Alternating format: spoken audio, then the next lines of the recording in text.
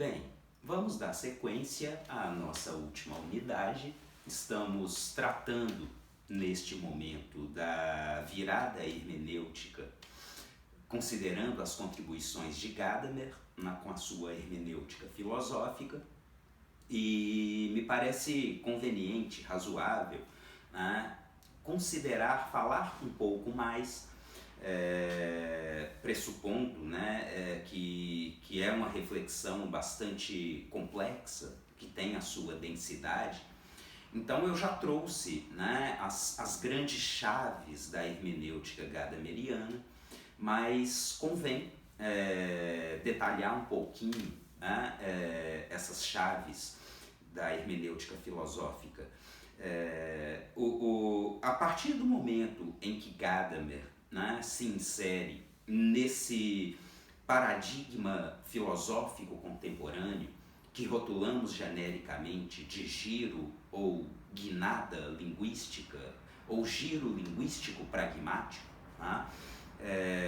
O primeiro grande ponto, frise-se bem, né, é a percepção completamente diferente quanto à linguagem, né?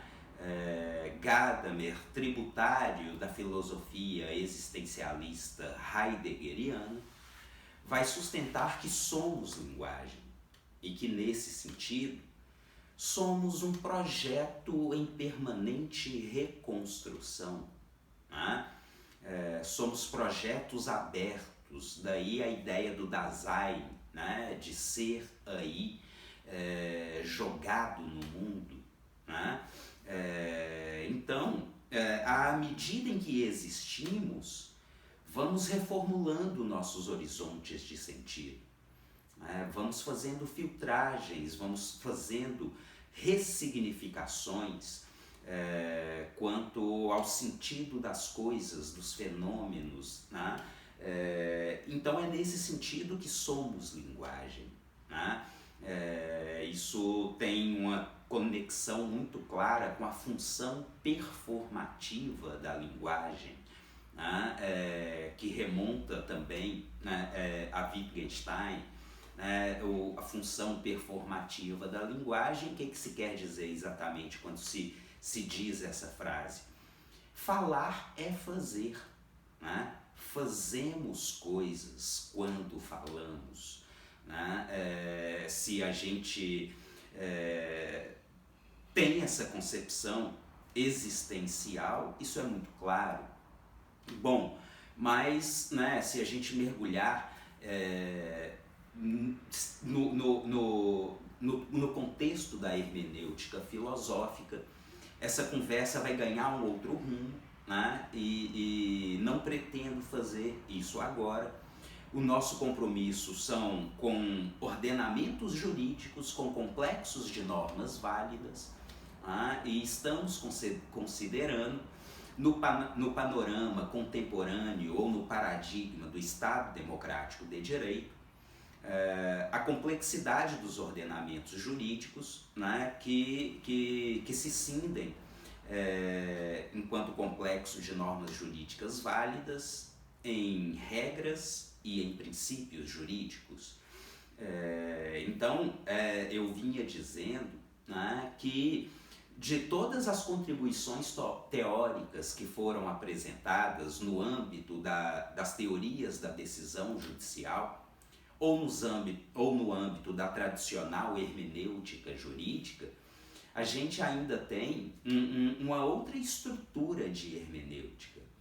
E quando Gadamer, né, traz esses elementos da filosofia existencialista, o que ele quer mostrar é que, por mais desejável que possa ser, né, essa conexão entre um método e a verdade, isso é sempre ilusório, né? Isso, na verdade, embota as condições de possibilidade de um trabalho hermenêutico, no sentido genuíno da expressão. A hermenêutica, nesse sentido genuíno, como proposto por Gadamer, ela implica naquela fusão de horizontes de sentido. Nesse contexto, nós, agentes jurídicos, que interpretamos textos jurídicos, ou, né, sendo um tanto generalista, normas jurídicas, né, inclusive é a hermenêutica filosófica que mostra melhor, né, que o texto jurídico não é exatamente uma norma jurídica. A norma jurídica é uma consequência dessa filtragem hermenêutica, dessa fusão de horizontes de sentido, né? Então foi muito conveniente, foi muito oportuno, adequado o comentário nesse momento.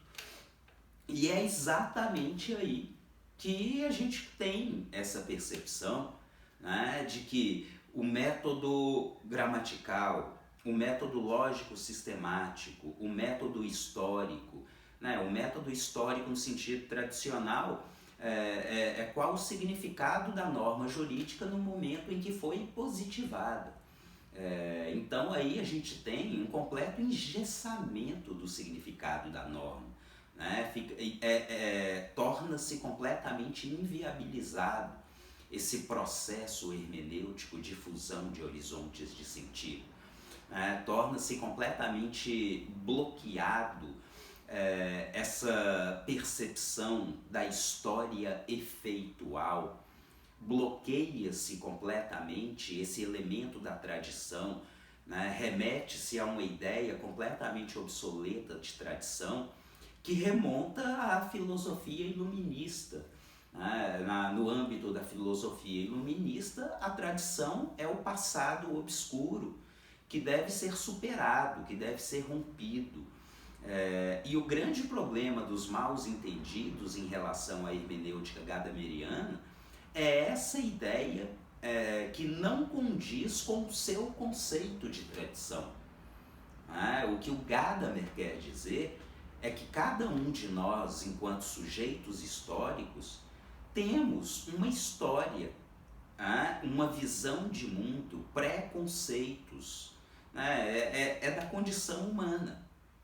Mas apesar dessa nossa história tão singular, dessas nossas visões, desses nossos preconceitos, a partir do momento em que nos permitimos essa abertura hermenêutica, essa fusão de horizonte de sentidos, o texto interpretado passa por uma filtragem histórica, né? E é exatamente aí que a hermenêutica se mostra conveniente, adequada, talvez necessária, para que a gente possa considerar a interpretação do direito uma ferramenta consistente em prol da democratização do acesso à justiça, em prol de um modelo constitucional de processo. Por essa perspectiva, o magistrado poderia facilmente romper com aquele padrão, com aquela tradição histórica extremamente autoritária que remonta a Salomão, ao sacerdote sábio, que tem acesso à verdade, iluminado, e que exatamente devido a esses pressupostos não é capaz de romper com o solipsismo, com o autoritarismo pelo menos latente na sua postura. E é exatamente isso que estamos buscando romper. Esse perfil de tradição não vai possibilitar uma democratização do acesso à justiça, não vai possibilitar uma dinâmica processual em que as partes e, eventualmente, todos os possíveis afetados por uma decisão judicial possam exercer seu direito fundamental de serem coautores da decisão, de participarem ativamente enquanto intérpretes daquele processo, né? É aí que a hermenêutica gadameriana tem um potencial, né, extremamente afim, extremamente adequado às demandas do paradigma do Estado democrático de direito.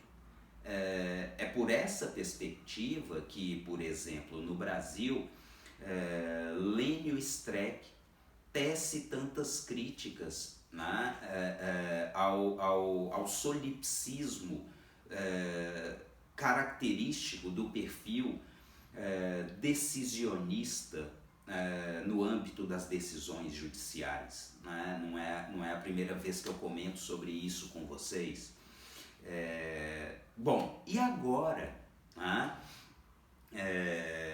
eu vou buscar mostrar uma aplicação tanto do giro pragmático quanto do giro hermenêutico no âmbito da análise de dois grandes pensadores contemporâneos que me parecem um pouco mais consistentes no que tange a esse nosso objetivo de pensar, né, na democratização do acesso à justiça e num modelo constitucional de processo ou, né, em um devido processo constitucional consistente com a ideia de contraditório, de ampla defesa, né? Enfim, os autores em questão são Habermas e Dworkin, né? E nas próximas aulas vou trazer, ainda que brevemente, algumas notícias, algumas referências-chave do pensamento desses autores, para que a gente possa fechar as nossas videoaulas. Claro, videoaulas que vão ser amparadas, né, que vão ter um suporte de referências de leitura, de exercícios e de fóruns de discussão. Tá? Então, é por aí que vamos seguir, né?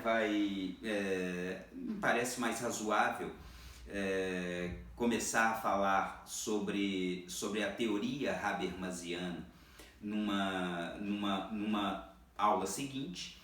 Então eu vou parando por aqui. Mais uma vez, muito obrigado.